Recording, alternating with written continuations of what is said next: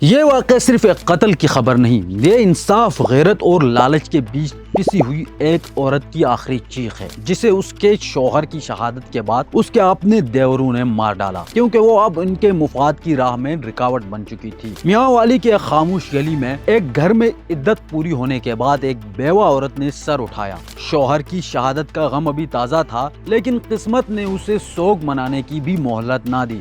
اس کا شوہر نائک عطا اللہ شاہ مارچ 2025 میں بلوچستان کے قلات میں دہشت گردوں سے لڑتے ہوئے شہید ہوا، ایک سپاہی جو پاکستان کی سرزمین پر قربان ہو گیا۔ قوم نے سلام پیش کیا، وعدے ہوئے، مراعات طے ہوئی، مگر وہ سب پیسہ، وہ سب حق اب لالچ میں ڈوبے دیوروں کی نظر میں آ چکا تھا۔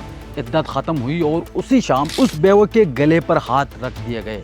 کہا جاتا ہے عورت کمزور ہوتی ہے، لیکن اصل کمزور تو معاشرہ ہے جو عورت کو شوہر کے بعد بوجھ سمجھنے لگتا ہے، جو بیوہ کو ایک رقم کا دروازہ بنا کر دیکھتا ہے اور جب وہ انکار کرے تو اس کی سانس بند کر دی جاتی ہے۔ پولیس کے مطابق بیوہ پر دباؤ ڈالا جا رہا تھا کہ شہید کی پینشن، واجبات اور مالی مراعات دیوروں کے نام کی جائے، لیکن اس عورت نے انکار کر دیا کیونکہ شاید اس نے شہید کے خون کی حرمت کو سمجھا تھا اور اس انکار کی سزا موت۔ قتل کی رات نہ کوئی چیخ سنی گئی، نہ کسی دروازے پر دستک ہوئی، کیونکہ اکثر ایسے قتل خون سے نہیں، خاموشی سے کیے جاتے ہیں۔